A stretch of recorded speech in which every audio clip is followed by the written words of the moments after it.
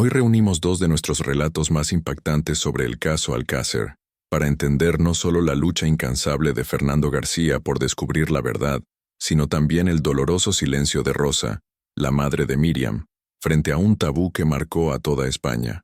Dos miradas distintas, un mismo misterio que sigue generando preguntas y revelando grietas en la versión oficial.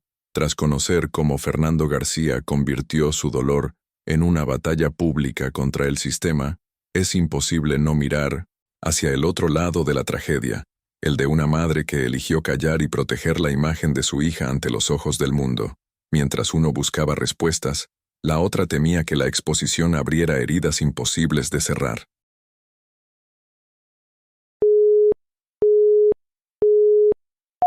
El caso Alcácer, esta vez de la lucha incansable de Fernando García, el padre de Miriam, una de las 3 niñas asesinadas en 1992.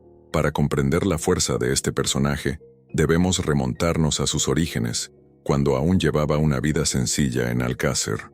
Nacido en 1951, Fernando era conocido por ser un hombre trabajador, dedicado a su familia y a la pequeña fábrica de colchones que poseía. Hasta ese día de noviembre, nada indicaba que su vida se vería envuelta en el centro del caso criminal más polémico de la historia de España. La noche del 13 de noviembre de 1992, Miriam, Toñi y Desiree salieron de casa para ir a una discoteca en Picassent y nunca regresaron. La desaparición de las niñas movilizó a todo el país, pero para Fernando fue el comienzo de una tragedia personal que se convertiría en una misión interminable. Mientras otras familias intentaban sobrellevar su dolor en silencio, él decidió alzar la voz, investigar y confrontar a todos los que consideraba responsables de errores y encubrimientos. Cuando finalmente se encontraron los cuerpos el 27 de enero de 1993, enterrados en una fosa improvisada en La Romana, el dolor se convirtió en indignación. Los informes oficiales describían los horrores que habían vivido las niñas, pero a la vez contenían lagunas que Fernando nunca aceptó. Desde el primer momento, notó contradicciones, testimonios confusos, pruebas que parecían fuera de lugar, procedimientos forenses apresurados. Para un padre devastado, era imposible aceptar que la muerte de su hija pudiera explicarse de forma tan sencilla. La investigación apuntaba a Miguel Ricard y Antonio Anglés como los culpables, pero a Fernando, la versión parecía demasiado frágil. ¿Cómo pudo un solo hombre, o incluso 2, mantener a 3 adolescentes bajo control durante tanto tiempo sin ayuda? ¿Por qué había indicios de que otros podrían estar involucrados, y sin embargo, no se investigó nada? Estas preguntas lo martilleaban la mente y lo impulsaron a un viaje del que no habría vuelta atrás. Fernando comenzó a aparecer en programas de televisión, dando entrevistas y exigiendo respuestas. Su imagen se asoció no solo con el dolor de un padre en duelo, sino también con la de un hombre que se negó a guardar silencio ante lo que consideraba una injusticia. Buscó expertos independientes, encargó sus propios análisis e incluso financió investigaciones paralelas. Poco después, encontró un aliado que fortalecería aún más su causa, el periodista Juan Ignacio Blanco. Juntos, formaron una dupla incómoda para autoridades e investigadores, planteando teorías alternativas que apuntaban a redes de poder, cómplices ocultos e incluso la posibilidad de un encubrimiento estatal.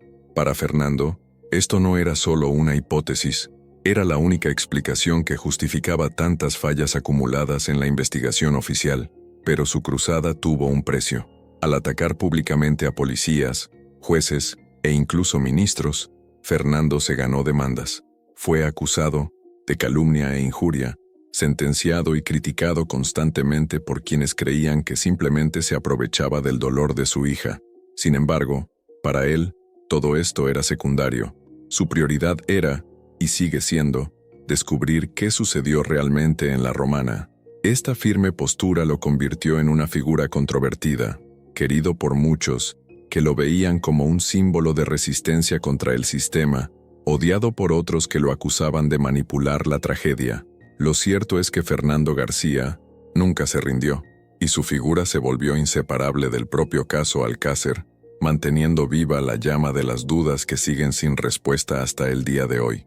Tras los primeros meses de indignación y lucha solitaria, Fernando García encontró en Juan Ignacio Blanco el aliado que transformaría su batalla en algo aún mayor.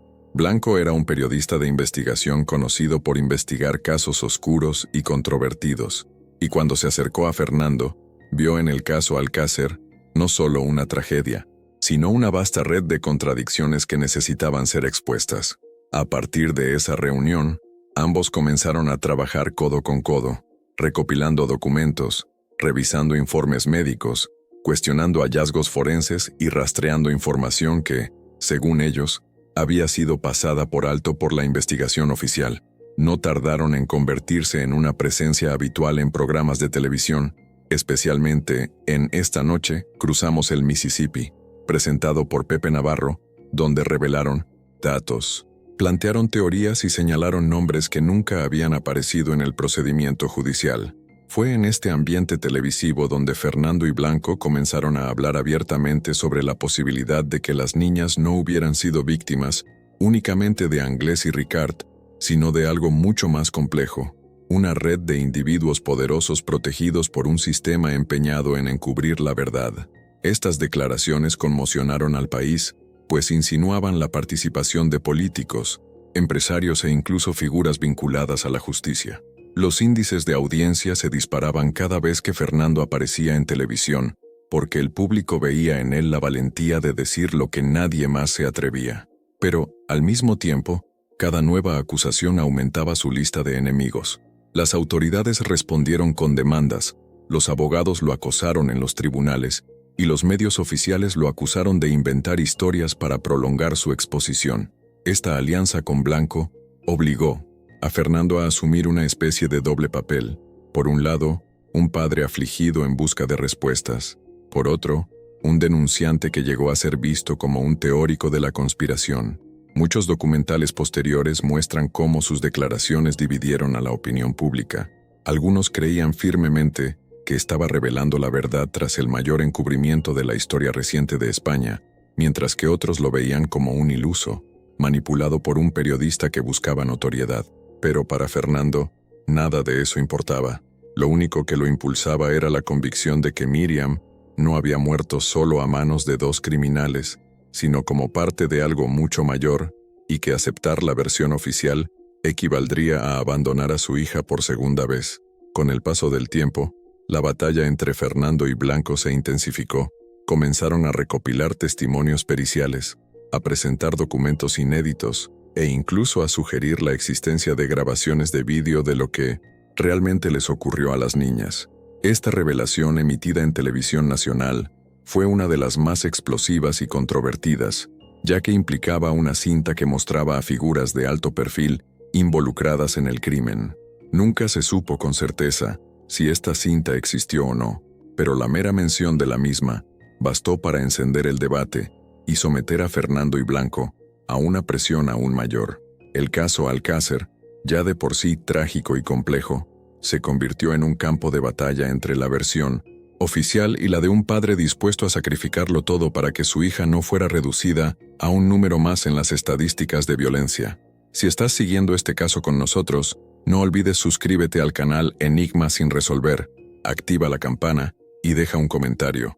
¿Desde qué país nos ves? Tu participación ayuda a mantener viva la investigación y la memoria de las niñas, y queremos saber qué piensas sobre esta historia aún llena de misterios. Las consecuencias de las acciones de 1901, Fernando García no se hicieron esperar y fueron devastadoras en varios aspectos de su vida. Cada vez que aparecía en televisión levantando sospechas contra autoridades, policías y jueces, la reacción era inmediata: demandas por calumnia y difamación, campañas mediáticas para desacreditarlo y presión social para reducir su imagen a la de un hombre obsesionado con el dolor. En 2008, el Ministerio Público incluso solicitó 16 años de prisión a Fernando, acusándolo de difamar a funcionarios estatales al sugerir que se habían manipulado y ocultado pruebas en el caso Alcácer. Junto con Juan Ignacio Blanco, enfrentó largos procesos judiciales que agotaron no solo sus fuerzas, sino también sus recursos económicos. Muchos vecinos y conocidos llegaron a verlo como un hombre radicalizado, dispuesto a sacrificarlo todo por su teoría, mientras que otros lo admiraban como símbolo de resistencia contra un sistema impenetrable. La persecución judicial agravó el impacto emocional. Fernando ya no era el mismo hombre que había sido antes de noviembre de 1992. El dolor, mezclado con la indignación, lo transformó en alguien que parecía vivir exclusivamente para denunciar y buscar respuestas. Se aisló de la vida cotidiana, dejó de lado sus negocios y se sumergió por completo en el caso, lo que afectó profundamente su vida personal. Sus amigos se distanciaron, sus familiares sufrieron las consecuencias del acoso mediático y la imagen de Fernando se consolidó como la de un hombre que, al intentar salvar la memoria de su hija, terminó atrapado en una espiral sin salida. Para muchos, se había convertido en víctima no solo de la tragedia, sino también de su propia determinación de no rendirse. A pesar de ello, hubo momentos que parecieron justificar su desconfianza. En 2019, décadas después del crimen, se encontraron nuevos restos humanos en La Romana, en el mismo lugar donde se exhumaron los cuerpos de las niñas en 1993, lo que para la mayoría parecía un detalle forense insignificante. Para Fernando fue la confirmación de que siempre había habido fallas. ¿Cómo era posible que los huesos de Miriam permanecieran allí, tan cerca de la superficie, sin que nadie los hubiera localizado antes? Para él, no era casualidad. Era la prueba de que la investigación nunca se había llevado a cabo a fondo. Este descubrimiento reavivó sus acusaciones, y aunque la ciencia confirmó que los huesos pertenecían a su hija, la pregunta persistía: ¿cómo y por qué seguían allí después de 1200 tantos años? Con el paso del tiempo, Fernando se convirtió en una especie de figura maldita en el caso Alcácer, recordado constantemente, pero rara vez escuchado. Sus críticas a producciones como el documental de Netflix demostraron que jamás aceptaría la versión oficial. Para él, estas obras transformaban el dolor de las familias en un espectáculo, pasando por alto las fallas que tan a menudo denunciaba. Fernando insistió en que su lucha no era por venganza, sino por la verdad, y que su hija no podía ser reducida a una narrativa conveniente. El precio que pagó fue alto: demandas, rechazo social, la etiqueta de conspiranoico y la marca de un hombre que nunca volvió a encontrar la paz. Sin embargo, se mantuvo firme en su convicción, cargando con el peso de una pregunta que nunca encontró respuesta. ¿Qué les ocurrió realmente a Miriam, Toñi y Desiree aquella noche de noviembre de 1992? El año de 2019 marcó un nuevo capítulo inesperado en la vida de Fernando García y reavivó todas sus sospechas sobre el caso Alcácer. Más de 2 décadas después del descubrimiento de los cuerpos en La Romana, un hombre que paseaba por la región encontró restos humanos en el mismo lugar donde habían sido enterradas Miriam, Toñi y Desiree. La noticia fue una bomba. ¿Cómo era posible que los huesos permanecieran allí, tan cerca de la superficie, después de tantos años, y una investigación que supuestamente había agotado todas las pistas? La Guardia Civil recogió el material, y las pruebas de ADN confirmaron que algunos de los fragmentos pertenecían a Miriam, hija de Fernando. Para él, esto no era solo una coincidencia ni un error técnico, sino una prueba de que la investigación original se había llevado a cabo con negligencia o incluso manipulación. Fernando llegó al sitio y declaró ante la cámara que alguien había colocado los huesos allí, como si intentaran enviar un mensaje o reabrir heridas a propósito. Sus sospechas crecieron cuando se hizo evidente que los fragmentos eran relativamente accesibles, sin necesidad de excavaciones profundas, como si siempre hubieran estado a la vista de cualquiera que supiera dónde buscar. Este descubrimiento reavivó las teorías sobre la posibilidad de un segundo entierro. Fernando venía sugiriendo esto desde la década de 1990. Afirmó que la escena hallada en 1993 no correspondía a la brutalidad descrita en los informes médicos y que, por lo tanto, los cuerpos podrían haber sido trasladados antes de ser depositados en La Romana. Los nuevos huesos encontrados parecían, en su opinión, reforzar esta tesis. La cobertura mediática fue inmediata. Los programas de televisión retomaron el caso, con expertos divididos entre quienes atribuían el descubrimiento a un simple error forense y quienes lo consideraban un detalle inquietante. Para Fernando, sin embargo, no había duda. Era una prueba más de que la verdad nunca se había dicho. En entrevistas, declaró que su dolor se renovaba cada vez que surgían pruebas ocultas, porque significaba que la muerte de su hija permanecía envuelta en secreto. Aunque las autoridades intentaron minimizar el impacto del hallazgo, él insistió en que no se trataba de un error trivial, sino de una nueva evidencia de encubrimiento. Este episodio coincidió también con el estreno del documental de Netflix sobre el caso Alcácer, lo que acentuó aún más el contraste entre la versión oficial divulgada al público general y las constantes acusaciones de Fernando. Para él, el documental presentaba una narrativa que reforzaba las conclusiones ya conocidas, pero omitía elementos cruciales como el descubrimiento de los huesos. En una entrevista posterior, Fernando fue categórico: "No quiero que mi hija sea utilizada en un espectáculo. Lo que quiero es la verdad". Su voz, cansada tras casi 3 décadas de lucha, mantenía la misma convicción. El caso Alcácer no se había resuelto, y cada nuevo detalle que surgía en la Romana no hacía más que confirmar que la versión oficial tenía mucho más que ofrecer. Décadas después de la tragedia que marcó a España, el legado de Fernando García sigue vivo y controvertido. Se le recuerda no solo como el padre que perdió a su hija en circunstancias brutales, sino como un hombre que transformó su dolor en una lucha, desafiando a las autoridades, los procedimientos legales e incluso al propio tiempo. Para muchos, Fernando es un símbolo de resistencia y valentía, alguien que se negó a aceptar respuestas fáciles y se enfrentó a un sistema que intentó cerrar el caso rápida y discretamente. Para otros, es una figura controvertida, acusado de ser un teórico de la conspiración, radical y obsesionado con teorías que nunca podrían demostrarse por completo. Esta dualidad refleja la complejidad de su trayectoria. Un padre que se convirtió en investigador, denunciante y figura pública, todo a la vez.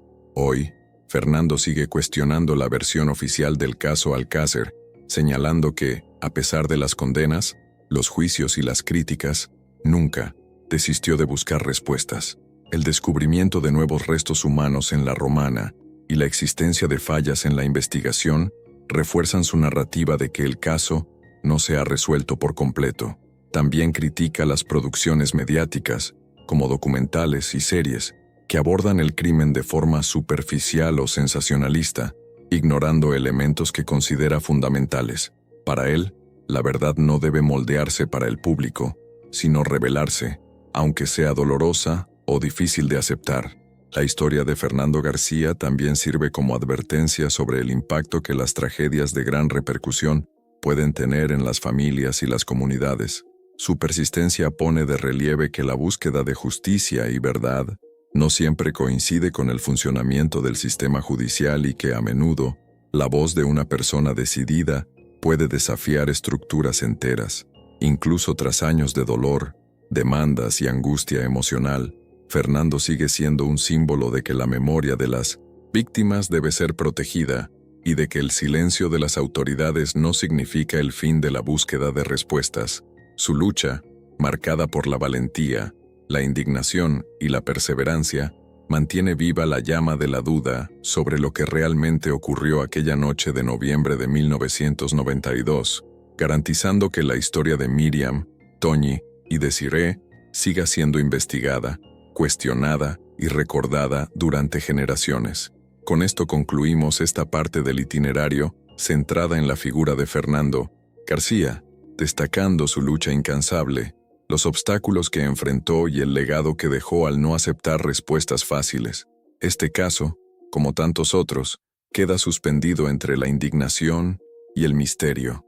Miriam, Toñi y Desiree dejaron de caminar entre nosotros, pero la lucha de Fernando García mantiene viva su memoria, reclamando respuestas y justicia.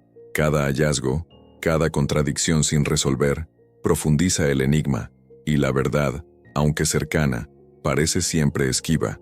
En Enigma sin resolver seguiremos investigando, revisando documentos, desenterrando secretos y exponiendo los detalles que otros prefieren ignorar, porque detrás de cada historia sin resolver hay voces que no deben ser silenciadas. Ahora que hemos revelado detalles impactantes sobre Fernando García, y cómo su lucha estuvo marcada por silencios y verdades que permanecieron ocultas, debemos dar un paso más en este recorrido oscuro, porque, si bien su voz se convirtió en un símbolo de resistencia, hay otra figura en esta historia que representa un enigma aún mayor: Rosa, la madre que decidió guardar silencio, que rechazó la exposición pública de su hija y que dejó tras de sí una pregunta perturbadora: ¿qué motivó realmente esa decisión? ¿Fue un acto de protección, de dolor, o un secreto demasiado oscuro para ser revelado? En este momento pasamos a la siguiente parte de nuestra investigación, donde exploraremos un tema delicado, cargado de misterio y de tabú. Prepárense, porque lo que descubrirán a continuación no solo cuestiona la narrativa oficial del caso Alcácer, sino también las emociones y los miedos más profundos de una madre que nunca quiso que la verdad saliera completamente a la luz. Ahora entramos en ¿por qué Rosa no quiso que mostraran a su hija? El tabú de Alcácer. La lucha de una madre por la dignidad de su hija. En este video, no hablaremos solo del crimen más recordado de España, sino de una historia paralela que muy pocos conocen, la de Rosa Folch, madre de Desiree Hernández, quien no solo tuvo que enfrentar la pérdida brutal de su hija, sino también luchar contra la exposición mediática que convirtió el dolor de su familia en un espectáculo. Cuando las imágenes de las autopsias circularon en programas, documentales y especialmente en un polémico libro publicado en 1998, Rosa dijo basta, llevó el caso a los tribunales y logró que la justicia ordenara la retirada de la obra, defendiendo no solo la memoria de Desiree, sino también la dignidad de todas las víctimas de Alcácer. Su mensaje fue claro: exigir justicia no significaba permitir que la tragedia se transformara en morbo. Este episodio marcó un antes y un después en el caso. El luto de las familias no terminó con el entierro de las niñas. Durante décadas, cada vez que aparecía un nuevo documental, artículo o programa dispuesto a mostrar imágenes y detalles íntimos, la herida volvía a abrirse. Rosa Folch se convirtió en guardiana de la memoria de su hija, recordándole al mundo que detrás de las teorías, los rumores y los expedientes judiciales había niñas reales, con una vida, sueños y familias destruidas para siempre. ¿Debe la prensa mostrar documentos e imágenes sensibles para buscar la verdad, o debería existir un límite de respeto hacia las víctimas? Queremos saber tu opinión. Deja en los comentarios qué piensas sobre esta lucha silenciosa dentro del caso Alcácer. No te pierdas ningún misterio. Suscríbete al canal Enigma sin resolver, activa la campanita y acompáñanos en las investigaciones más sombrías del mundo real. Cuando el dolor se convirtió en espectáculo, el caso Alcácer se convirtió en una de las tragedias más conocidas de España, no solo por la brutalidad del crimen cometido contra Miriam, Toñi y Desiree, sino también por el modo en que los medios de comunicación lo transformaron en un espectáculo constante. La madrugada del 27 de enero de 1993, cuando aparecieron los cuerpos de las 3 adolescentes tras 75 días de desaparición, comenzó una nueva etapa en la vida de sus familias, la del duelo convertido en foco mediático. Lo que debió ser un proceso íntimo de despedida y justicia, se transformó en un fenómeno televisivo que perseguía a la audiencia minuto a minuto, sin reparar en la sensibilidad de los padres, y fue ahí donde la voz de Rosa Folch, madre de Desiree, se levantó con firmeza. Su hija no podía seguir siendo expuesta como un objeto de morbo público. Los medios emitieron imágenes que jamás deberían haberse mostrado, fotografías del hallazgo de los cuerpos, descripciones médicas explícitas y reconstrucciones sensacionalistas que más parecían un espectáculo macabro que un acto informativo. España entera quedó impactada, pero también profundamente dividida. ¿Se trataba de la obligación de informar o de un abuso del dolor ajeno? Rosa, desgarrada por la pérdida, rechazó con contundencia que su hija siguiera apareciendo en esos programas y revistas. Ella, más que nadie, comprendía el peso insoportable de volver a ver una y otra vez la imagen de su niña convertida en un símbolo del horror. Lo que empezó como una tragedia local se convirtió en una obsesión nacional. Programas como De tú a tú, con Nieves Herrero, transmitieron en directo desde Alcácer, la misma noche en que las niñas fueron halladas, generando un ambiente de show en lugar de respeto. Las familias, confundidas y destrozadas, fueron puestas frente a cámaras en un momento de shock absoluto. A partir de ahí, el caso Alcácer dejó de ser solo un crimen para transformarse en una especie de telenovela del horror que se repetía en cada canal, en cada portada de periódico, y en medio de esa vorágine, Rosa Folch fue una de las pocas voces que se atrevió a decir basta, con lágrimas, pero también con una enorme dignidad. La madre de 1900, Desiree, expresó públicamente su rechazo a que los medios utilizaran las fotografías del caso. Años después, seguiría insistiendo en que lo que se había hecho con la memoria de su hija fue inhumano. A mi hija la mataron 2 veces, primero los asesinos y después la televisión, llegó a decir. Esa frase resume lo que sintieron los familiares, que su duelo se había convertido en mercancía y que en vez de justicia recibían espectáculo. Rosa no solo sufrió la pérdida más dolorosa que una madre puede soportar, sino que también tuvo que luchar contra la exposición constante, contra la repetición de las imágenes que le arrebataban una y otra vez la posibilidad de recordar a Desiree como lo que era, una niña llena de vida, sueños y futuro. La entrevista que marcó un antes y un después, el 27 de enero de 1993, cuando España todavía no había digerido la noticia de que los cuerpos de Miriam, Toñi y Desiree habían aparecido, ocurrió un hecho que cambió para siempre la forma en que la prensa abordaría los sucesos criminales. Esa misma noche, el programa de Tú a Tú, presentado por Nieves Herrero en Antena 3, transmitió en directo desde Alcácer. Frente a las cámaras, los familiares de las niñas fueron expuestos en un ambiente que parecía más un plató improvisado que un espacio de respeto. Las madres, destrozadas, fueron entrevistadas en estado de shock, mientras los vecinos lloraban y los flashes de las cámaras iluminaban un duelo que debería haber sido íntimo. El público español quedó dividido entre la empatía y el rechazo. Por un lado, miles de espectadores sintieron la emoción de estar acompañando a las familias en su dolor, como si todo el país se hubiera trasladado al pequeño pueblo valenciano. Pero por otro, crecía una sensación de incomodidad. Era ético mostrar lágrimas, gritos y la desesperación de unas madres apenas unas horas después de confirmar que sus hijas habían sido brutalmente asesinadas. Para muchos, esa transmisión fue el momento exacto en que el periodismo de sucesos cruzó una línea roja hacia el terreno del espectáculo morboso. Entre esas madres estaba Rosa Folch, que en ese mismo instante comenzó a sentir la herida doble de la tragedia, la pérdida de su hija y la invasión mediática. La emisión no solo mostró el dolor, sino que también normalizó la idea de que la intimidad de las víctimas podía convertirse en contenido televisivo de máxima audiencia. Rosa, tiempo después, lo resumió en palabras durísimas. A Desiree la asesinaron 2 veces, primero los criminales, luego la televisión. Una frase que todavía hoy resuena como denuncia de un periodismo que confundió informar con explotar. El caso Alcácer fue un punto de inflexión en la relación entre prensa y justicia. Desde entonces, comenzaron a surgir debates públicos y académicos sobre el derecho a la información frente al derecho a la dignidad de las víctimas.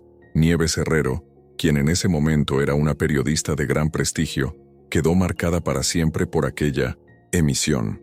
Años más tarde reconoció que la presión por la audiencia y la rapidez de los acontecimientos derivaron en un error profesional que jamás olvidaría. Pero para Rosa, nada de eso borraba la realidad. Cada aparición en pantalla de imágenes o detalles sobre su hija era una nueva herida imposible de cerrar. Un país entero frente al televisor, del duelo a la indignación. La cobertura mediática del caso Alcácer no fue un suceso aislado, sino un fenómeno nacional. Durante semanas, millones de españoles siguieron cada detalle frente al televisor, con una intensidad nunca vista en un crimen. El dolor de Alcácer se convirtió en un espectáculo de masas. Se retransmitían entierros, vigilias, ruedas de prensa y hasta rumores sin confirmar.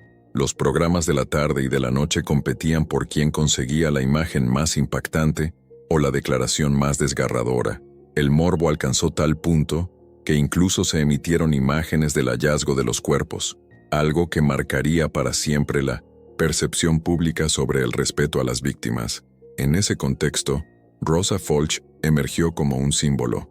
No solo era la madre de Desiree, sino la voz que se atrevía a denunciar que la intimidad de las niñas estaba siendo devorada por la prensa.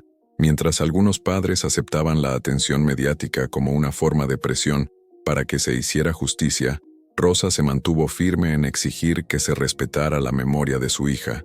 En más de una ocasión, se negó a participar en ciertos programas y dejó claro que no quería ver las fotos de Desiree expuestas una y otra vez en los platós. Su postura, lejos de quedar en silencio, generó un debate que atravesó toda España. ¿Hasta dónde debe llegar la prensa en un caso criminal? ¿Se puede informar sin caer en el morbo? La indignación pública se mezclaba con la fascinación por cada nueva pista, y fue precisamente esa contradicción la que convirtió el caso Alcácer en un antes y un después para el periodismo español. Muchos ciudadanos empezaron a cuestionar no solo a los asesinos, sino también a los medios que, con la excusa de buscar justicia, revivían el sufrimiento de las familias noche tras noche. Para Rosa, cada titular, cada imagen repetida, era una herida abierta. En entrevistas posteriores llegó a decir que había perdido a su hija 2 veces, la primera en el crimen y la segunda cuando la televisión se apropió de su historia. Una frase dura, pero que reflejaba el sentir de miles de familias que desde entonces pidieron una cobertura más humana de los sucesos. El caso Alcácer, con su mezcla de brutalidad, incompetencias en la investigación y exposición mediática sin precedentes, marcó la cultura española, y la voz de Rosa se convirtió en el recordatorio constante de que detrás de cada crimen no hay solo víctimas, sino familias que merecen respeto. La resistencia de Rosa Folch, cuando una madre enfrenta al morbo mediático. El caso Alcácer no solo se recuerda por la brutalidad del crimen ni por las inconsistencias de la investigación, sino también porque fue el momento en que una madre, Rosa Folch, levantó la voz contra un sistema que parecía empeñado en convertir el dolor en espectáculo. Mientras los medios llenaban horas de programación con teorías, especulaciones y reconstrucciones, Rosa exigía algo mucho más básico: respeto. Respeto por la memoria de Desiree, respeto por su intimidad y respeto por la dignidad de las 3 niñas asesinadas. En varias ocasiones, se negó a participar en debates televisivos donde las imágenes de las víctimas eran repetidas hasta la saciedad. Tampoco aceptó que las fotografías del hallazgo circularan una y otra vez en platós, como si se tratara de material de entretenimiento. Su postura fue clara: no se trataba de un show, sino del asesinato de su hija. Esta negativa sorprendió a muchos, porque contrastaba con la exposición mediática de otros familiares, pero también abrió una brecha en la forma en que la sociedad empezó a mirar la cobertura del crimen. Lo que Rosa hizo, en cierto modo, fue humanizar el dolor en medio de un mar de cámaras. Mostró que detrás de cada caso hay una familia que no busca fama, sino justicia. Su voz obligó a reflexionar a periodistas, productores y al propio público, que empezaba a preguntarse si no se estaba traspasando un límite peligroso. Y aunque en aquel momento la voracidad mediática parecía imparable, hoy, 3 décadas después, aún se recuerda a Rosa como la madre que dijo «basta». Con el tiempo, esa resistencia se convirtió en un símbolo. Muchas familias de otras víctimas de crímenes comenzaron a invocar su ejemplo, reclamando privacidad y dignidad frente al amarillismo. Incluso en estudios posteriores sobre la ética del periodismo en España, el caso Alcácer aparece siempre acompañado del nombre de Rosa Folch. Su legado no fue solo el de una madre en duelo, sino el de una mujer que transformó la manera en que la sociedad entiende la relación entre víctimas, medios y justicia. El legado silencioso de Rosa Folch y su impacto en la memoria colectiva. Con el paso de los años, la figura de Rosa Folch se convirtió en algo más que la madre de una de las víctimas del crimen de Alcácer.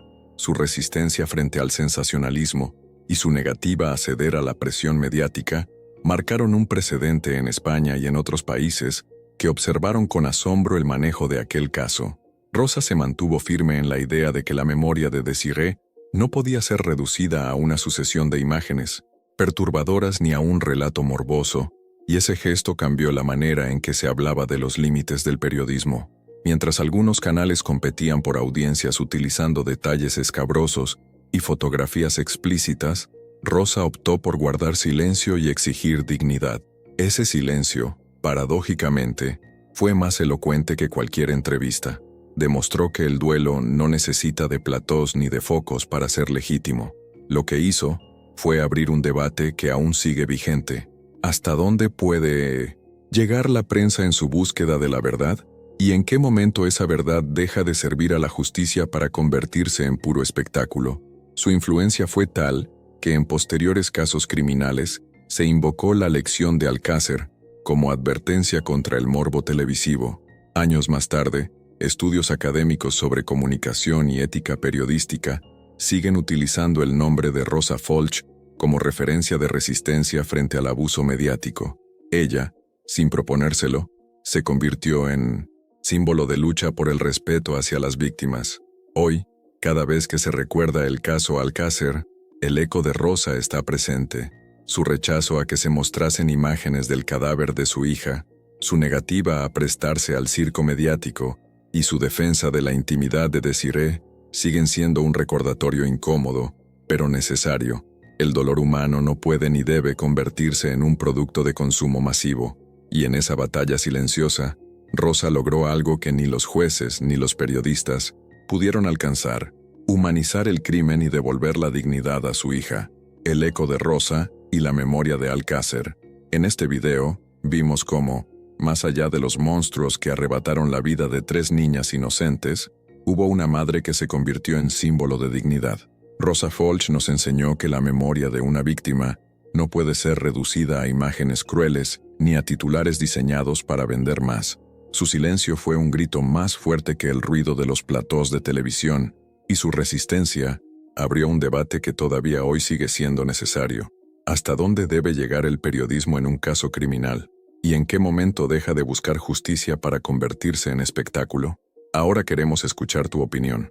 ¿Crees que Rosa hizo lo correcto al proteger la memoria de su hija de la exposición mediática, aunque eso implicara desafiar a toda una sociedad sedienta de detalles? ¿Piensas que los medios aprendieron algo del caso Alcácer o que, 30 años después, seguimos cayendo en los mismos errores? Déjanos tu comentario y abre el debate. Suscríbete al canal Enigma sin resolver, activa la campanita y acompáñanos en nuestras próximas investigaciones, porque los enigmas más oscuros del mundo real aún esperan ser contados, y la verdad, aunque quieran ocultarla, siempre encuentra la manera de salir a la luz.